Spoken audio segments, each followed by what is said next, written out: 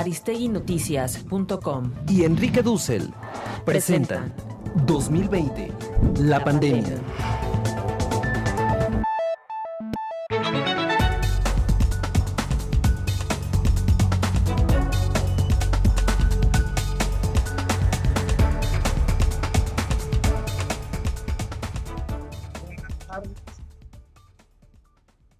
Una emisión más de este programa que nos permite el virus. En este caso, tomaría el virus más que como tema, como la posibilidad que nos está dando de ponernos en contacto en América Latina y aún más allá de su horizonte con intelectuales que están planteando temas de gran actualidad que van a tener mucho que ver en la próxima normalización, si se produce, porque no vaya a ser que sea una normalización modificada por esta experiencia universal, global del virus. Hoy quiero continuar un tema que empezamos en otra sesión con Maldonado Torres, profesor en Badger, en el estado de Nueva York, en Estados Unidos, y quiero hoy hablar sobre el tema de el Caribe y la creatividad de categorías nuevas en el campo teórico que ha permitido este mundo que me va a interesar primero mostrar la importancia de Haití, que en 1804 ya se independiza de Francia y que anticipa los movimientos de emancipación latinoamericana. Y al mismo tiempo el llamado marxismo negro de intelectuales de habla inglesa en el Caribe, que releyeron a Marx, pero no solo ni principalmente en el tema tan conocido de la lucha de clases, sino que ellos a partir de la experiencia de la esclavitud plantean el tema de la raza que del mundo del Caribe pasa con Aníbal Quijano al mundo hispanoamericano indígena y que hoy se reformula desde la descolonización epistemológica. De tal manera que hablaré con Ramón Grossfogel, profesor en Berkeley, Estados Unidos, y con Carlos Bauer, profesor de filosofía argentino en Brasil.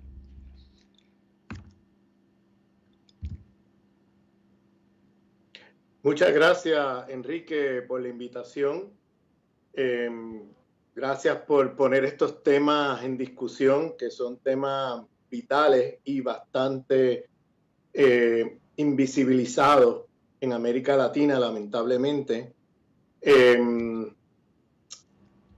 Gracias por también ponerme en contacto con el profesor Bauer. Yo creo que, bueno, la revolución haitiana del Caribe es realmente uno de los elementos fundantes de lo que hoy llamamos el giro decolonial. Primero que nada, yo quisiera llamar la atención a qué es el Caribe. Yo voy a estar hablando aquí de dos temas, el marxismo negro y el pensamiento, los marxismos negros en plural, y el pensamiento descolonial afro-caribeño. Voy a estar hablando de estos dos temas que se encuentran publicados en la revista Tabula Rasa. Yo tengo dos ensayos en la revista Tabula Rasa sobre estos temas, la revista, la número 28 y la número 35. Por favor, me dicen si se está escuchando bien. Se escucha bien. Sí. Y si te parece, antes de empezar la exposición, le damos la palabra a Carlos para que Sí, se cómo no. presente. ¿Cómo no? Carlos. Muchas gracias, Enrique, por la invitación, por traer a colación estos temas. Muchas gracias por el contacto y aquí compartir con Ramón este encuentro. Si te puedes presentar un poco como profesor. Bien, bueno, mi formación es en filosofía y en historia, y actualmente estoy trabajando en la Universidad Federal de Integración Latinoamericana en Brasil, una de las tantas universidades creadas por Lula, justamente con este espíritu epistémico decolonial, descolonial y liberacionista que nosotros venimos trabajando y que venimos legando de nuestros mayores, ¿no? Muy bien, mira, yo te preguntaría a ti, Carlos, primero sobre la significación de Haití y después, Ramón, sobre lo que ya comenzabas a plantear, más teórico y desde un punto de vista del marxismo negro. Carlos, ¿cómo tú ves el tema de Haití y la ausencia dentro del pensamiento latinoamericano de la importancia de esta primera emancipación en nuestro continente latinoamericano, o es decir, nuestra América? Perfecto, Enrique. Bueno, la verdad que es un trabajo que me emociona mucho poderlo expresar. Ya es una experiencia de casi 20 años trabajando la temática y sorprendiéndome desde el primer momento hasta el día de hoy la ausencia del tema con una presencia fuerte como debería haber tenido y como debería tener. De todos modos, se va ganando mucho terreno en el reconocimiento sobre el proceso haitiano. Tengo trabajos publicados, hay un trabajo mío que ganó un concurso, en este caso en Cuba, un importante concurso del cual fueron en algún momento jurados Immanuel Wallenstein, Frei Beto. Ese trabajo ganó el concurso justo el año dedicado a los afrodescendientes por la ONU en el 2011. Bueno, un trabajo que a su vez me permitió conocer a Fidel y exponer un poco mi idea respecto al tema en una sesión de trabajo con otra gente y otros intelectuales y políticos también. Bueno, ha sido una experiencia digamos, de muchos años, a veces difícil tal vez sintetizarlo en pocas palabras, pero bueno, haré lo posible. Bueno, en torno al tema puedo marcar unas líneas historiográficas, digamos, y filosóficas que se enfrentan a la situación. Una, tenemos la eurocéntrica, que invisibiliza absolutamente el tema desde todo punto de vista. Por ejemplo, en Thomas Jefferson, tercer presidente norteamericano, dice: un negro no puede hablar francés y mucho menos realizar una independencia. Esa hipótesis queda, digamos, prefijada y ha marcado la construcción de nuestros relatos históricos latinoamericanos. Luego tendríamos una segunda línea, latinoamericocentrista, le llamo en ese escrito que realizo, que a la vez se puede subdividir en dos puntos. Por un lado, la que tiene aún un eurocentrismo más absorbido, que alcanza a visualizar el proceso haitiano, pero lo considera una revuelta, es decir, no le da el concepto de revolución y justamente el poliedro y la arquitectónica que una revolución incluye y asume cuando comienza y se lleva a cabo ese proceso, ¿no? Luego, dentro de esa línea latinoamericocentrista, tenemos otro subgrupo, que alcanza a reconocer el proceso como una revolución, pero que dicen que vendría a ser un epifenómeno de la Revolución Francesa, que llevarían los principios de la Revolución Francesa a su extremo. Bueno, con esta hipótesis, en realidad es más interesante discutir. De todos modos, desde mi punto de vista, sería una hipótesis latinoamericocentrista y tendría imbuido mucho eurocentrismo en su interior. La tercera línea es la que trabajo y vengo desarrollando, que es una historia de la liberación y una historia de la libertad, ya sea para reconocer el proceso haitiano como una revolución propia, con epistemes identitarias propias, y obviamente reconocer un concepto de libertad que no es deudor de la Revolución Francesa, del eurocentrismo y tampoco del cristianismo, ni siquiera de un cristianismo, digamos, descolonizado, con el cual la revolución haitiana también se supo mestizar e interculturalizar. Bueno, en esa segunda línea surgen algunos problemas a nivel historiográfico, político, económico y a nivel filosófico y teológico. Pienso que esta línea latinoamericocentrista, que piensa que la revolución haitiana es un epifenómeno de la revolución francesa, no tiene en cuenta determinados aspectos, justamente en la estructura económica y política y en la estructura teológica y filosófica.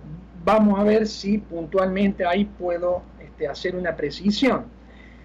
Digamos, a nivel de estructura política, económica y social suele surgir la confusión, porque no se distingue entre los negros esclavos, los negros libres, los mulatos, en este caso, y obviamente los hacendados. En realidad, los que tenían el proyecto de aparejarse a la Revolución Francesa eran los hacendados, que tenían justamente fuertes intereses, pero a la vez querían independencia de la metrópolis para tener mayor usufructo de la explotación del trabajo esclavo, ¿no? Pero los mulatos, a la vez, también tenían esclavos, también tenían propiedades, también eran administradores, es decir, tenían en gran sentido un proyecto muy similar, es decir, un proyecto a la francesa. Pero no así los esclavos, que tenían justamente un ethos propio y, digamos, en este caso particular. Se diferenciaban estrictamente, ¿no?, de los mulatos, con los cuales también se enfrentaron al interior de la estructura económica, política y social, en este caso haitiana. Bueno, en ese sentido, habría que profundizar o precisar el aspecto filosófico y teológico. ¿Por qué? Ahí empiezan a aparecer muchos temas, difícil también de sintetizar, pero, digamos, si a nivel filosófico y teológico los esclavos fuesen deudores de la Revolución Francesa, eso implicaría que los esclavos hayan tenido que leer a los filósofos franceses y estar muy informados de lo que pasaba allí. Pero cuando analizamos las estructuras de las plantaciones, tenemos que primero decir, es una empresa capitalista, moderna, esclavista, con una estructura. Los esclavos al interior estaban no comunicados entre sí. Los que alguna noción tenían de lo que sucedía en Francia eran los mayordomos, por ejemplo, como pasó con el padre Jean o posteriormente con Macandal. Pero a la vez no tenían contacto con los esclavos. Los esclavos a la vez eran analfabetos de la lengua del opresor. A la vez, cuando fueron deculturados del África, del Golfo de Benín, etc., eran en general de etnias diferentes, que a veces no tenían o no podían comunicarse entre sí. Entonces ya hay un tema que nos dirige a un fundamento clave, que es justamente cuando esos esclavos pueden escapar de las plantaciones hacia las montañas de Bauruco, que es la universidad, la pluriversalidad, donde comienzan a surgir nuevamente el etos danzante afro. Allí comienzan justamente a crear un idioma que se llama el idioma creol, que es lo que les posibilita comenzar a comunicarse. Y eso basado justamente en las formas de vínculo africanas. Están basadas justamente en su propia teología y en su propia filosofía, que supo mestizarse también con matrices indígenas.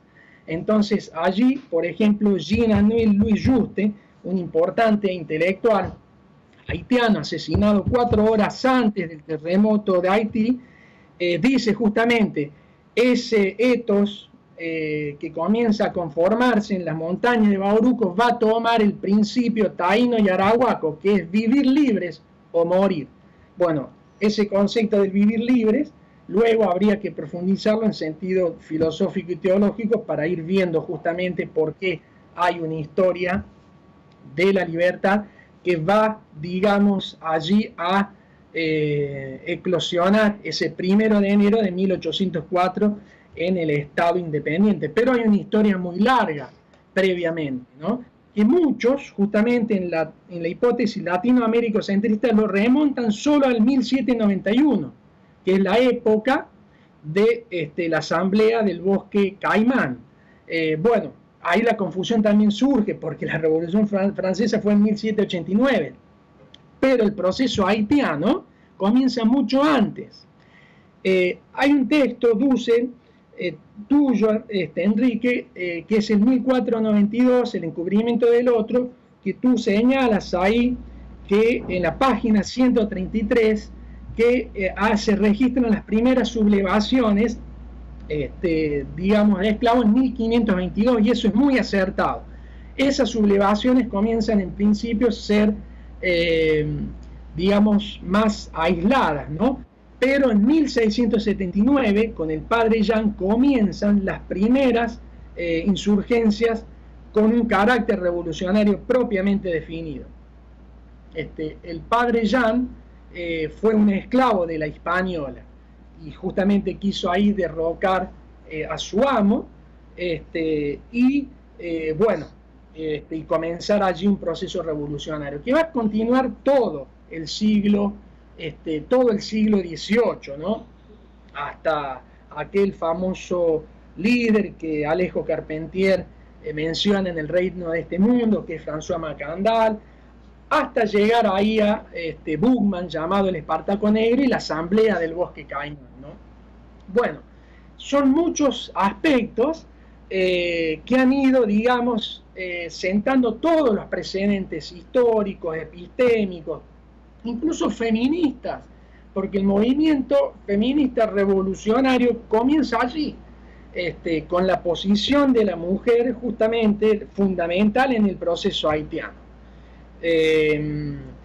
Las asambleas revolucionarias podían ser presididas por sacerdotes o sacerdotisas, bocos o mambo, digamos, sucesivamente, ¿no? Lo que no sucedía tampoco en Francia, porque en la Declaración de los Derechos del Hombre guillotinó a la Declaración de los Derechos de la Mujer con Olympique de Gouges, etcétera, etcétera, ¿no? Entonces, bueno, todo esto ha sido ignorado en realidad en gran medida por muchas de nuestras corrientes, que ahora desde la filosofía de la liberación, desde la filosofía descolonial, podemos ir rescatando, ¿no? Tal vez después me gustaría desarrollar esa idea del internacionalismo haitiano, que también comienza allí, que es lo que se va a vincular con el independentista, en este caso Simón Bolívar, y hay también algunas contradicciones que hay que ir, digamos, deconstruyendo. No sé si estoy con tiempo o ya me excedí.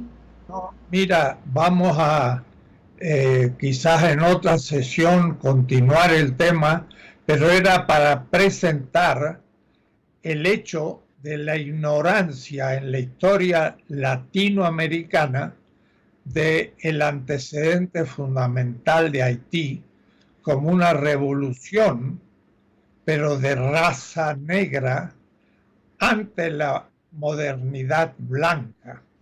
Hacemos aquí un pequeño corte para darle ahora la palabra a Ramón y continuar el diálogo.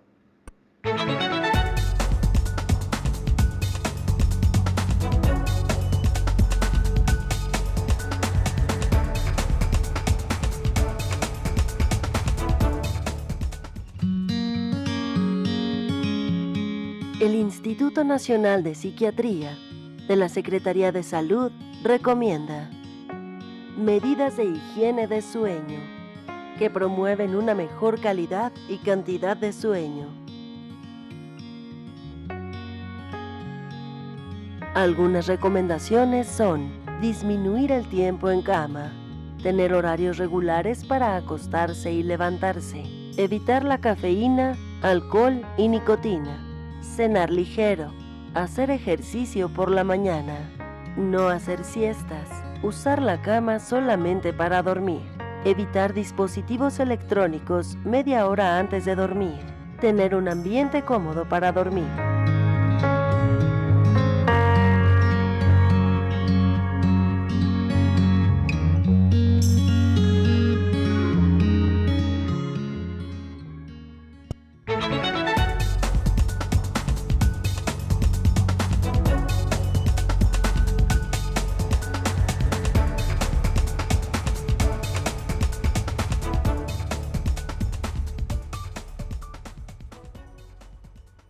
Dejamos por un instante Haití, deberemos continuar el tema y pasamos más ya al siglo XX y ahí en el mundo intelectual afro de habla inglesa surgió toda una corriente marxista, pero que leyó a Marx con mucha originalidad desde el Caribe. Me gustaría que Ramón explicara esto durante unos 15, 20 minutos máximo, para después poder entrar a una síntesis y abrir el campo al futuro. Sí, muchas gracias por esta oportunidad, Enrique. Realmente hay una genealogía de pensamiento marxista negra que está bastante ignorada en los círculos de intelectuales latinoamericanos. Yo hice un número especial para aquellos que quieran profundizar, el número 28 de Tabula Rasa, donde coordiné ese número, tengo un ensayo ahí y además hay otros ensayos sobre marxistas negros. No hacemos justicia a todos los marxistas negros porque hay muchos con diversas contribuciones, pero al menos comenzamos un tema desconocido para muchos latinoamericanos. Luego tengo otro número que acabamos de editar que se llama Tabula Rasa 35, donde también desarrollamos el tema de el pensamiento descolonial afrocaribeño. Bueno, dicho esto, menciono esto porque pueden descargar de Tabula Rasa el 28, el número 28 y el 35 artículos para los que quieran profundizar. Bueno, sobre el tema que nos toca hoy, vamos a ver, Aníbal Quijano, que es el autor más reconocido de América Latina, que toma algunos temas de los marxistas negros y los trae a la discusión latinoamericana bajo el concepto de colonialidad del poder. Aníbal llega tardíamente en su vida y en su obra a estos temas. Nunca es tarde cuando la dicha es buena. O sea, yo no estoy reprochando que él haya llegado tarde. Al contrario, yo creo que es positivo que haya llegado a estos temas y que haya sido vital en la difusión de una serie de ideas que estaban ya asentadas por los marxistas negros desde mucho antes. Pero la aclaración que yo intento hacer es mostrar cómo Aníbal tomó mucho de estas ideas que hoy se nombran como la colonialidad del poder, precisamente de marxistas negros. Marxistas negros que eran caribeños y algunos estadounidenses. Los caribeños tenían un rol central porque en muchos sentidos influyeron el pensamiento y la tradición radical negra. Pero la tradición radical negra de Estados Unidos, me refiero, pero la tradición radical negra de Estados Unidos a su vez tenía sus propios autores que fueron muy importantes en el siglo XX. Me refiero, por ejemplo, para empezar, en W.E.B. Du Bois.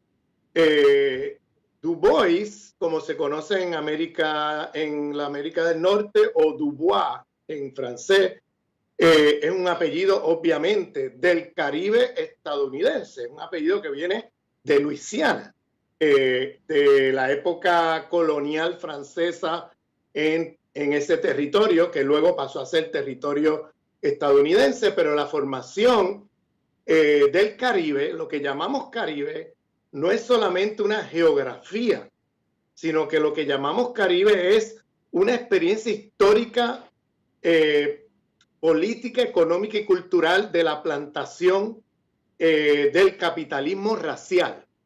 Es decir, las plantaciones es una formación económica de economía política, pero a su vez cultural, que se expande no solamente por el Caribe interior, de eso que llamamos Caribe, las islas del Caribe, sino también por toda la costa centroamericana, toda la costa de América del Sur, llegando al norte de Brasil, llegando al sur de Colombia, llegando a partes de Ecuador, de Perú, incluso hasta de Bolivia, algunos lugares de Bolivia, el sur de Estados Unidos, es decir, el Gran Caribe, que era la formación histórico-social de las plantaciones, sobre todo azucareras, pero no exclusivamente, también habían plantaciones de algodón y otro tipo de plantaciones a través de ese Gran Caribe, es lo que constituye lo que llamamos Caribe hoy. Y es importante delimitar de qué estamos hablando, de qué territorio estamos nombrando cuando decimos Caribe, un poco para también llamar la atención de que hay un Gran Caribe, que lo que define el Caribe no es una geografía, sino una experiencia histórico-social muy particular de las plantaciones del Caribe, del capitalismo racial. Este concepto de capitalismo racial lo acuña Cedric Robinson en su libro Black Marxism, Marxismo Negro, que se publicó en 1981, y que él venía hablando de este tema, de la articulación y la imbricación entre raza, el racismo y el capitalismo desde los años 70. Pero antes que él, había a su vez una tradición de pensadores marxistas negros, tanto Du Bois como también Fanon, como también Oliver Cox, Sylvia Wynter, Walter Rodney, George Patmore, o sea, la lista es larga, que son del Caribe, de Jamaica, de Trinidad, de diferentes lugares del Caribe, pero también de lo que se llama el sureste estadounidense, que estaban ya pensando en cómo el capitalismo desde su primer día, el sistema capitalista, el capitalismo histórico, se organiza desde el primer día con la idea de raza y con el racismo como un principio organizador de la división internacional del trabajo, la economía política y las relaciones de dominación de la modernidad occidental. Entonces, esa idea es una idea que la articula muy bien Aníbal Quijano, pero que es una idea que está ya en esta tradición y genealogía de pensamiento de los marxistas negros. Entonces, esta idea la puedes escuchar con otros nombres, es decir, sin usar la palabra colonialidad. Por ejemplo, cuando Fanon decía que el racismo no es superestructura en debate crítico con el marxismo eurocéntrico, decía, el marxismo, el racismo en todo caso es infraestructura, porque el racismo lo que hace es organizar la división internacional del trabajo y la acumulación de capital a escala global. ¿Quién hace qué y cuánto te ganas por lo que hace? ¿Y qué forma de trabajo vas a ocupar en esa división internacional del trabajo? Está organizado por la idea de raza. Eso, él usaba este concepto, ¿no?, del racismo como infraestructura, y era una especie de debate con los marxistas más eurocéntricos que ponían el racismo en el plano ideológico superestructural como un derivado del sistema capitalista, sin ver cómo el racismo era un principio organizador de la propia economía política capitalista. Bien, entonces tenemos también el concepto de colonialismo interno, que ya está en los pensadores también de los marxistas negros, está en Harry Haywood, está en Du Bois, está en muchos autores de esa tradición, donde lo trabajan de una manera un poco distinta a como se trabajó en algunos lugares de América Latina, porque ponían como aspecto central de la discusión la relación entre raza y clase. Y ponían la raza como un elemento que organizaba las clases sociales, que es una idea parecida a la de Fanon, del racismo como principio organizador de las relaciones de dominación de la modernidad occidental y de la acumulación de capital a escala global. Entonces, estos autores ya acuñaban el término colonialismo interno desde los años 20, 30 y 40 del siglo pasado. O sea, mucho antes que González Casanova y Stavenhagen. De hecho, los dos, Stavenhagen y González Casanova, públicamente llegaron a reconocer que ellos no eran los autores del concepto de colonialismo interno. Y ellos hacen un recuento de cómo llegaron al concepto y cuentan cómo un marxista americano, Wright Mills, ellos lo escucharon hablando en un foro en Sao Paulo, en Brasil, en una conferencia que se hacía allá, y escucharon el término allá. Pero Wright Mills no trabajaba mucho ese concepto. Wright Mills apenas lo trabajó en su obra. Él lo mencionaba como parte de las contribuciones de los marxistas negros en los años 50. Hablaba de eso Wright Mills, del siglo pasado. Y siempre lo mencionaba en relación a la contribución que hacían los marxistas negros al marxismo. Y él mencionaba el concepto porque era un concepto trabajado extensamente por gente como estos autores que he mencionado, Du Bois, Harry Haywood y otros. Por otro lado, había también otras maneras de nombrarlo. Por ejemplo, el caso de Cedric Robinson, ya desde los años 70, e inspirado en toda esa tradición de marxistas negros, porque él los menciona en su obra, él acuña el término capitalismo racial para precisamente llamar la atención de que el capitalismo como un sistema insulado de las relaciones de dominación de la civilización moderna occidental no existe como tal. Lo que existe es un capitalismo histórico que se organizó con las lógicas civilizatorias de la modernidad occidental. Es decir, todos estos temas estaban allí ya puestos y Quijano se nutre de estos temas, sobre todo porque Quijano era profesor en Binghamton. Él iba 6 semanas al año desde el año 82-83 del siglo pasado. Estuvo yendo hasta el siglo XXI, como hasta el 2015, por ahí. Estuvo yendo durante muchos años a Binghamton. ¿Y qué pasa? Cedric Robinson fue profesor en el mismo departamento donde Aníbal Quijano era invitado a dar clases. Y los estudiantes de Cedric se sentaban en los cursos de Aníbal Quijano.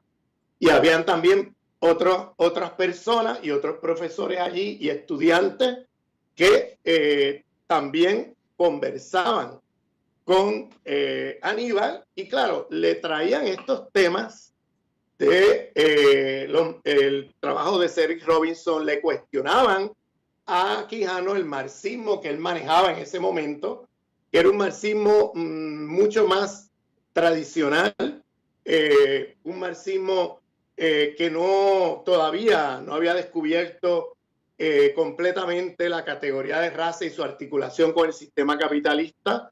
Si ustedes ven la introducción a Mariátegui, porque alguien pudiera decir, bueno, pues quizás lo sacó de Mariátegui, pero si ustedes leen la introducción de Quijano del año 81, que salió en la editorial Era, que se llama Introducción a Mariátegui, es una introducción donde el tema racial todavía no aparece allí, como luego aparece en Quijano en los años 90 del siglo pasado. Y claro, ¿qué pasó entre esa lectura que él hace de Mariátegui y 10 años después? Bueno, pues fue esa experiencia tanto en Puerto Rico como en Binghamton, porque él también pasó algunos años en Puerto Rico, donde estas cosas se estaban discutiendo. Puerto Rico, por ser una colonia americana, pues Puerto Rico está en una especie de frontera donde nosotros estamos siempre leyendo tanto autores latinoamericanos, autores caribeños en nuestra región, como también a los autores estadounidenses. Entonces, es un lugar de cruce de fronteras y hay un instituto de estudios del Caribe en la Universidad de Puerto Rico, el cual Aníbal conoció y visitó, que tenía muy fuertemente un eje de estudio del pensamiento afrocaribeño, sobre todo de gente como Norman Girben, que eran vamos a ver, el New World Group se llamaba, que es un grupo que venía de los años 60 y 70, que trabajaba en todo el tema de la plantación capitalista racial.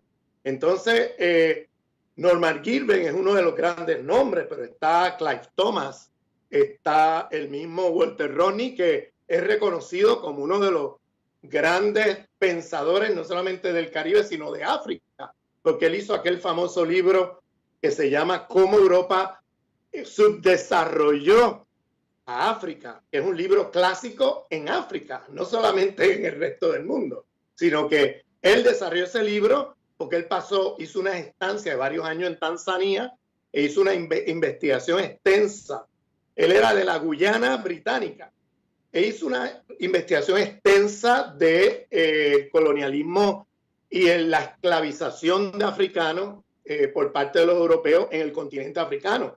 Entonces, aquí hay una literatura muy rica, muy vasta, de la cual Quijano, entre sus estancias en Puerto Rico y sus estancias en Binghamton, pues absorbió muy bien. Y claro, él luego aparece en los años 90 acuñándolo con el término colonialidad, que dicho sea de paso, el concepto o la palabra colonialidad es una palabra que está usando ya el mismo Wallenstein, que tenía una fuerte influencia también de los marxistas negros. De hecho, Wallenstein dice que él pasa, recordemos, Wallenstein era un hombre que se había formado en los años 50 en la Universidad de Columbia en Nueva York, bajo la escuela de las teorías de la modernización, que eran teorías, vamos a ponerlo así, teorías muy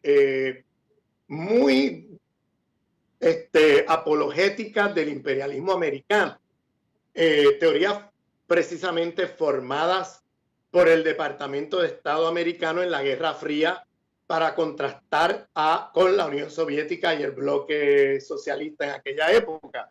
Él también era un africanista en el peor sentido de la palabra, de los estudios de área que también fomentaba el Departamento de Estado estadounidense en los Estados Unidos. ¿Qué pasó con Wallenstein? Pues él mismo lo cuenta. Él, como africanista, se fue a un congreso panafricanista que se celebró en Ghana en el año, o en Dakar, a finales de los años 50, y él fue allí como observador. Allí él conoció a Fanon.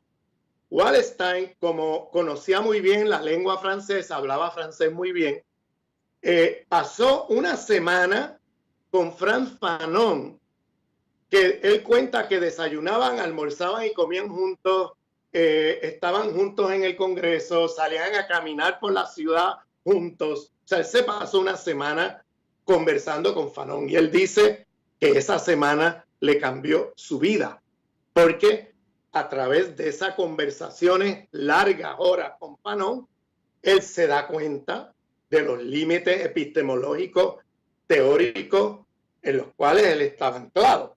Y es lo que lo va moviendo hacia pensar la teoría del sistema mundo como un sistema global, con esas conversaciones con Fanon, el tema del racismo como un elemento central del sistema mundo moderno. De hecho, poca gente sabe que en los orígenes, lo que se conoció como el Fernand Braudel Center, que fue el centro que fundó Immanuel Wallerstein junto con Terence Hopkins en Binghamton, y que fue muy importante y muy influyente durante 30, casi 40 años.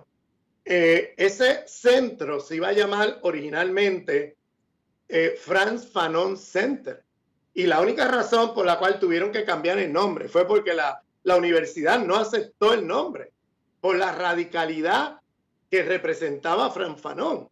Entonces aceptaron, bueno, el Fernand Braudel Center.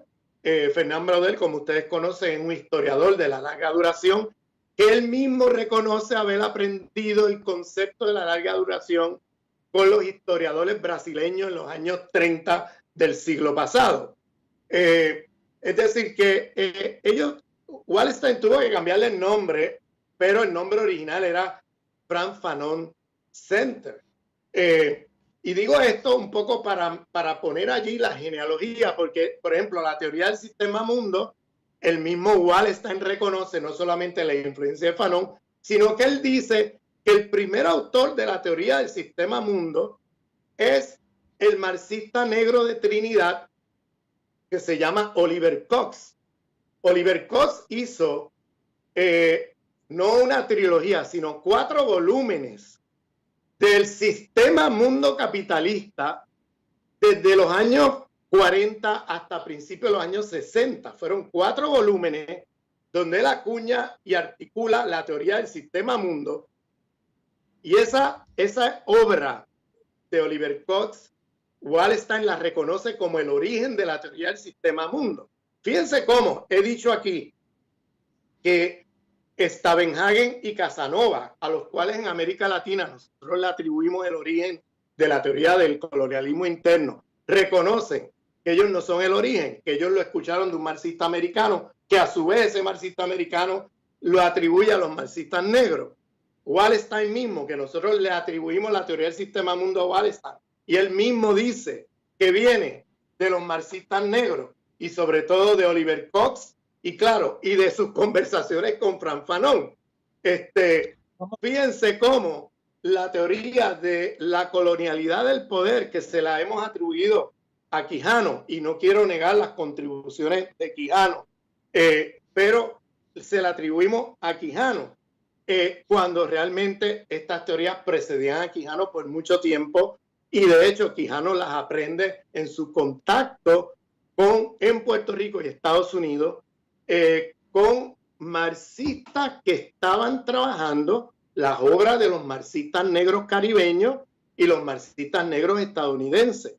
Entonces, como el contacto de él con estas tradiciones es lo que radicaliza a Quijano. De hecho, el mismo Wallerstein usa el término colonialidad antes que Quijano, en un trabajo que él publica que él le manda a Falsborda para un libro que se iba a editar. Sí, adelante, perdona. Sí, yo creo que esto va a dar a otro encuentro, pero tú has planteado muy bien la introducción. Hagamos un corte y vamos a comenzar a reunir lo que se ha dicho para otra sesión continuar el tema.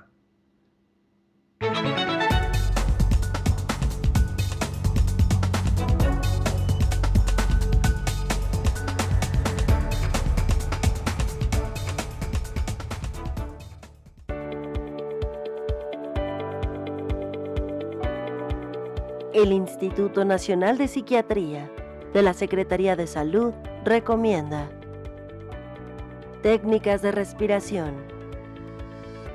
En un lugar tranquilo y callado, busca un asiento cómodo. Cierra los ojos. Coloca tus manos en tu abdomen justo abajo de las costillas. Inhala por la nariz. Siente tu abdomen expandirse. Exhala por la boca con los labios como dando un beso. Siente tu abdomen volver a la normalidad. El control de la respiración es uno de los medios más eficaces de intervención a nivel mental y corporal.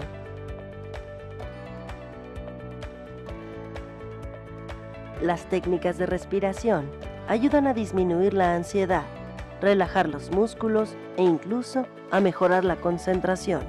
La respiración profunda requiere que el aire entre lentamente por las fosas nasales, llenando los pulmones y elevando el abdomen para finalmente salir lentamente por la boca.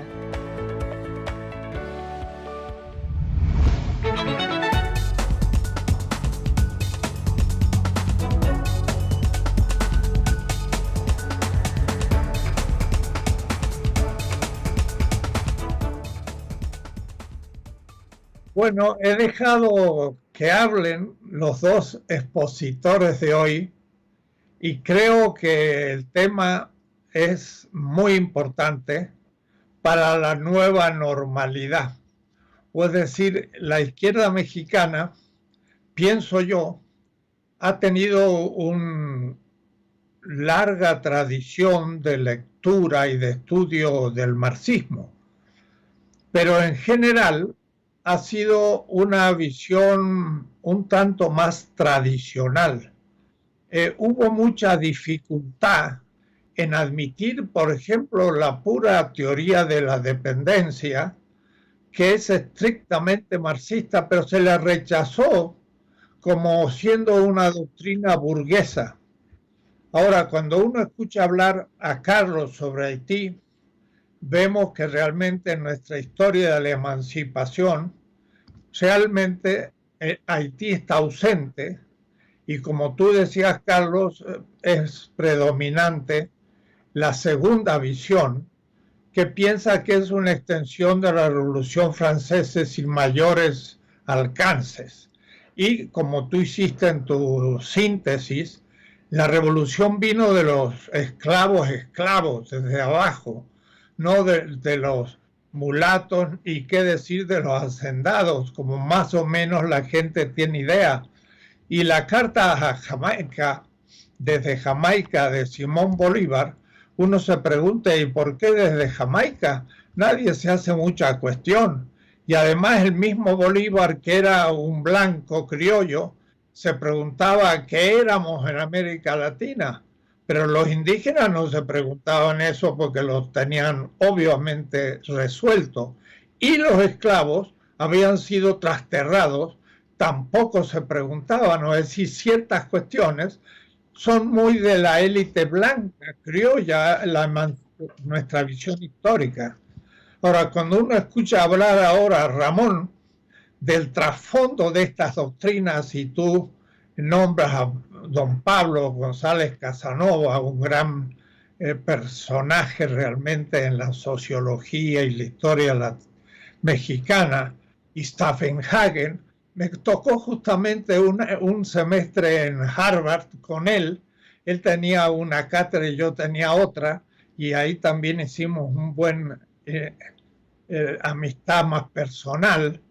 Cuando tú muestras todo este marxismo caribeño que no tomó a Marx como una ortodoxia, diría yo así, intocable, porque justamente habían vivido la experiencia de la esclavitud y la clase obrera ahí no funcionaba, eran esclavos y se preguntaban los marxistas tradicionales hasta qué punto el esclavismo fue articulado en el capitalismo, mientras que en el Caribe ese era el punto de partida.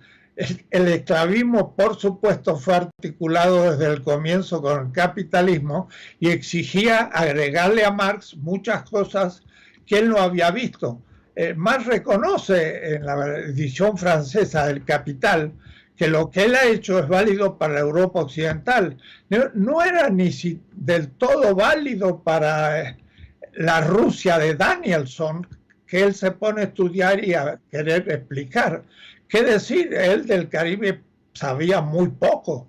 Y entonces los marxistas caribeños empezaron a renovar el marxismo mucho antes, y tú has nombrado una cantidad de autores que, por supuesto, creo en México todavía no han llegado y que hay que revisar para esta innovación, porque el poner en cuestión la categoría clase como única categoría de clasificación social nos impide, por ejemplo, hoy atribuir como populismo ciertas formulaciones políticas que hablan del pueblo, pero el marxismo tradicional dice, ¿cómo pueblo? Pueblo es una cuestión ambigua, es populismo, lo que se trata es la clase, pero lo que pasa es que el esclavo pues no era una clase, era una raza. Y entonces esto es fundamental para repensar hoy con novedad lo que nos está pasando. Le voy a dar pocos minutos porque veo que esto lo vamos a continuar. Y aunque no crean, uno habló 20 minutos y el otro 25 y el programa es corto, pero tendremos una segunda etapa de esto para poder mejor perfilar la comprensión de la gente de la importancia de una renovación de las categorías económicas y políticas de la izquierda en México y de lo que aquí llamamos en este momento la cuarta transformación. Unos minutos, 8, 10, pero no más, a Carlos para redondear la idea como mensaje a la gente, y también Ramón igualmente, y después continuaremos en otra sesión. Carlos, si tú cierras tu exposición. Sí, bueno, muchas gracias Enrique, muy rico todo lo que has dicho como devolución. Bueno, una de las últimas ideas que estuve trabajando y que estoy preparando un texto ya mucho más grande, estructural, sobre la revolución haitiana, es justamente una revolución que ha sido desconocida, pero que aporta al proceso de hominización. Es una revolución única en la historia humana, en la historia de nuestro continente, y es una revolución netamente popular. Bueno, tiene un principio antropológico muy profundo, que fue hecho constitución y que dice que todo ser humano es gente, no importa el color de piel, porque eso fue rectificado. Después hubo otra declaración que dijo todo ser humano es negro. No, eso fue profundizado. La revolución haitiana logró profundizarlo. Todo ser humano es gente, no importa el color de piel. Y incluso Toussaint de Louverture le escribe a Napoleón y le dice, no importa el color de piel, un ser humano no puede hacer esclavo a otro. Bueno, iniciaron una terapéutica también de la liberación. Liberar es curar, y nos han enseñado eso, ¿no? Y eso es un debate muy interesante dentro de la ética. Imaginémonos que al salir de la plantación esos esclavos debían recobrar enteramente su mundo. Entonces digo, aporta al proceso de hominización, porque cumple todas las etapas. Es una de las grandes corrientes de la historia de la humanidad, filosófica, teológica, económica, políticamente, cumple todas las etapas hasta lograr una independencia, ¿no? Una liberación. Bueno, lo que viene después sería un debate, la entropía y los ataques externos a ese Estado independiente sería todo otro debate. Pero bueno, es sorprendente que, por ejemplo, y con esto voy a cerrar, Bolívar, que fue ayudado justamente por Alexander Petion en una primera misión de 300 hombres, embarcaciones, alimentos, etcétera, no haya logrado ver eso, porque dentro del gran proyecto Haití queda fuera.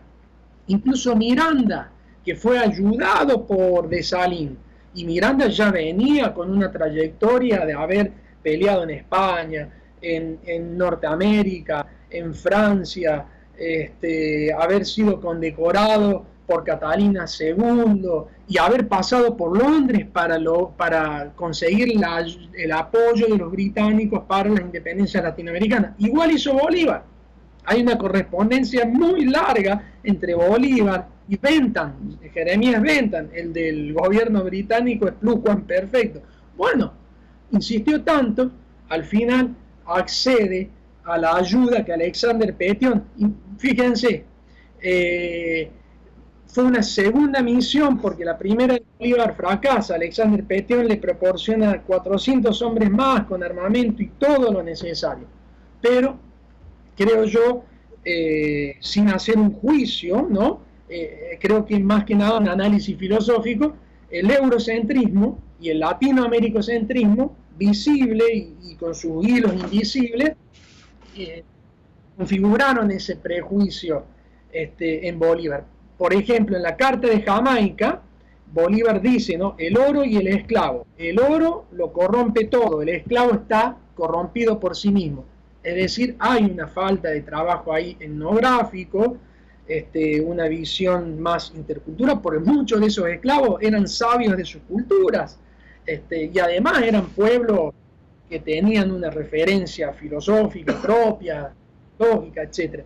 Entonces, bueno, infelizmente todo eso fue invisibilizado desde aquellos entonces, y bueno, y al día de hoy seguimos haciendo trabajo en este sentido arqueológico, en sentido histórico y filosófico, para poder ir desencubriendo, deschavando también, como dice Kuhn, deschavando también este proceso que nos tiene, digamos, comprometidos y responsabilizados, ¿no? Muy bien. Gracias, Sí. Carlos. Ya continuaremos esta exposición. Ramón, ¿cómo podría cerrar tu exposición? Tienes 5 o 10 minutos, un poco más. Sí. Sí. Mira, yo quisiera insistir en lo siguiente. Lo interesante de esta tradición de marxismo negro es que cómo es que ellos, vamos a ponerlo así, descolonizan el marxismo. Porque ellos estudian el marxismo, pero se encuentran en una disyuntiva, y es que el marxismo clásico o el marxismo más eurocentrado no había pensado la realidad del Caribe, de las plantaciones, del capitalismo racial. Eso era algo que no estaba presente, bueno, en gran medida también porque alguien como los trabajos clásicos y además los marxistas del siglo XX estaban más bien asentados en experiencias histórico-sociales muy diferentes a las del sur global. Por tanto, ellos encontraban que el marxismo se les quedaba corto, y con la experiencia del Caribe, ellos lo que hacen es, a mi entender, es darle un giro de colonial al marxismo, enriquecer el marxismo con categorías, conceptos que el marxismo clásico no tenía con tanta claridad expresado o incluso no lo tenía como categorías centrales en sus trabajos. en gran medida porque lo que se estaba teorizando era la experiencia europea y no se conocía muy bien la experiencia del Caribe. Por tanto, ellos tuvieron que ahí hacer innovaciones teóricas para dar cuenta de la experiencia histórico-social del Caribe. Y una de esas innovaciones es esa articulación entre clase y raza. Es decir, cómo la categoría de clase no se puede entender en el contexto caribeño sin la categoría de raza. Y cómo entonces ellos empiezan a ver que no es solamente un problema caribeño, sino que es un problema también, y ahí viene su contribución a un debate un poco más universal, que es el debate del sur global. Cómo entender estas relaciones de clase y raza en otras partes del mundo, no solamente en el Caribe. Y de ahí que esos trabajos tuvieron una fuerte influencia en África, sobre todo en África, más que en América Latina, en África, porque, claro, la relación de clase y raza aparecía de una manera muy obvia en el contexto africano. En el contexto latinoamericano yo creo que ocurría algo que creaba ambigüedades, y es que gran parte del marxismo del siglo XX en América Latina estaba siendo más bien levantado por grupos sociales que eran clasificados como blancos o mestizos en América Latina. Entonces, fíjense cómo Mariátegui, que viene de Perú y participa en aquel famoso Congreso de la Internacional Comunista en 1929 en Montevideo, y él trae el tema de los indígenas y la experiencia de Perú, y cómo esa presentación que él hace pues, fue recibida muy negativamente por los marxistas prosoviéticos de la época. Cordovilla, que era el famoso líder del Partido Comunista Argentino y que era la figura más influyente de la Tercera Internacional en América Latina, bueno, pues en ese congreso hubo reacciones negativas del liderato de la Internacional Comunista de América Latina, encabezada por Cordovilla, a la presentación que venía del Perú, sobre todo de Mariátegui. Pero hay una presentación allí que ha sido ignorada por los propios marxistas latinoamericanos. Y es un marxista negro cubano que en el mismo congreso donde Mariátegui presentó sus tesis sobre el tema indígena y el tema racial en el Perú, Sandalio Junco, que era su nombre, un negro cubano, marxista negro, que ya en los años 20 estaba hablando de estas cosas, hizo una presentación y una conferencia en ese congreso sobre el tema de la negritud, el tema del racismo antinegro en el contexto del Caribe. Y claro, extrapolado a las experiencias donde quiera que hay población negra en las Américas, pero él estaba centrado en entender el Caribe. Y hace una presentación excelente que, sin embargo, celebramos a Mariátegui como alguien que en aquella época hizo una aportación original desde América Latina al debate marxista, y nos olvidamos de Sandalio Junco, que era un marxista negro que ya en ese congreso estaba cuestionando las tesis hegemónicas que venían de la Unión Soviética en la Tercera Internacional. Y por supuesto se podrán imaginar que no fue bien recibido ni Mariátegui ni Sandalio Junco.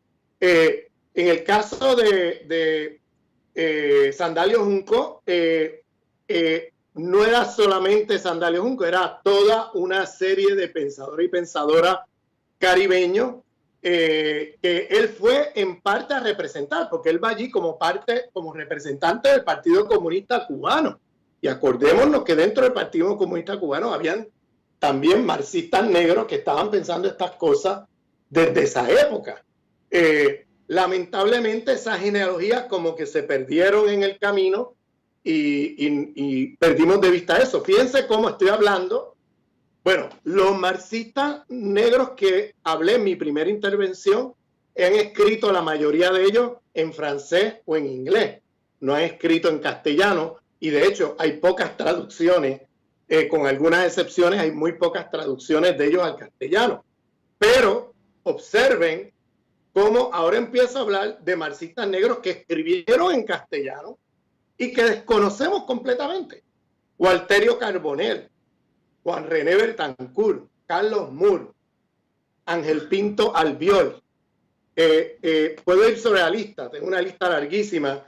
Jesús Colón, o sea, que son muy desconocidos en el mundo, vamos a ponerlo así, de los debates latinoamericanos y en el mundo de los marxismos latinoamericanos. Y estos están escribiendo en castellano, es decir, que son accesibles sus obras y que además han estado activos en los debates latinoamericanos ya desde décadas atrás en el siglo XX, desde principios del siglo XX, quiero decir. Entonces, aquí tenemos una genealogía que no podemos decir, es que como escribe en inglés, en francés, no nos enteramos. No, es que hay algo más profundo y yo creo que tiene que ver con que el marxismo latinoamericano fue en un comienzo apropiado sobre todo por intelectuales originalmente clasificados como blancos o mestizos, que eran los que tenían, vamos a ponerlo así, el poder en muchas de los partidos y de las corrientes marxistas en América Latina. Eran los que estaban leyendo a Marx, que hicieron grandes contribuciones,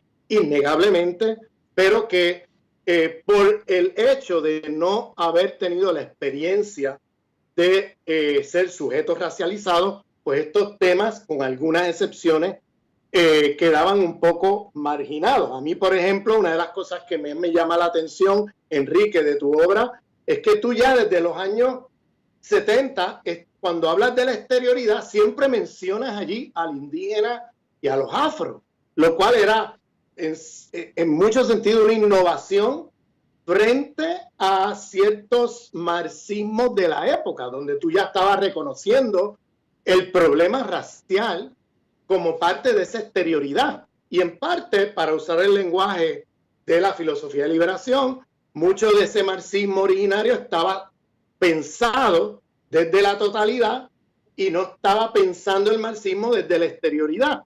Y por tanto, lo que ocurría aquí es que muchos de estos nombres que he lanzado aquí, y hay más, no tengo tiempo de lanzarlos a todos, pero son nombres de marxistas que están pensando desde la exterioridad el marxismo y el sistema capitalista y la modernidad. Y por tanto, tienen que hacer innovaciones en el marxismo para dar cuenta de su propia experiencia de dominación y explotación desde la exterioridad. Entonces, yo creo que eso es lo que hace que ellos tuvieran que hacer innovaciones en la teoría marxista. Otro elemento que es fundamental es como el tema de la acumulación originaria. Para poner otro ejemplo, el tema de la acumulación originaria en Marx aparece como etapas del capitalismo. Pero si miramos a los marxistas negros, la acumulación originaria, ellos no la veían como una etapa que se superaba después en el capitalismo, sino que la veían como un proceso continuo, constitutivo del capitalismo mundial, que no desaparecía posteriormente, sino que era el método por excelencia de explotación del trabajo capitalista en las periferias del mundo. Y por tanto sigue hasta el día de hoy. No es una etapa que fue superada y desaparece a través de los procesos de acumulación extensiva que se generan después, sino que la acumulación originaria coexiste con las otras formas de acumulación que describe Marx en El Capital, pero no como etapas, sino como articulaciones simultáneas de la acumulación de capital a escala global. Y entonces eso está muy claro en los marxistas negros, que también pongo eso como otro ejemplo de aportaciones teóricas que vienen de esta tradición. Ramón, yo creo que has hecho una síntesis, pero la quiero situar para terminar porque nos han dado unos minutos más para la importancia de este tema, que puede parecer particular del Caribe o del pasado, es que nos encontramos ahora con la exigencia de una renovación de todo esto. Y el marxismo muchas veces continúa haciendo lo que yo llamo el marxismo estándar, y que en gran parte es eurocéntrico. Y por lo tanto hay que crear, y si algunos crearon, fue de aquel mundo en donde la raza era un problema fundamental, pero también el sistema esclavista, que no era el sistema industrial ortodoxo, y por lo tanto tenía que innovar. Ahora, esa novedad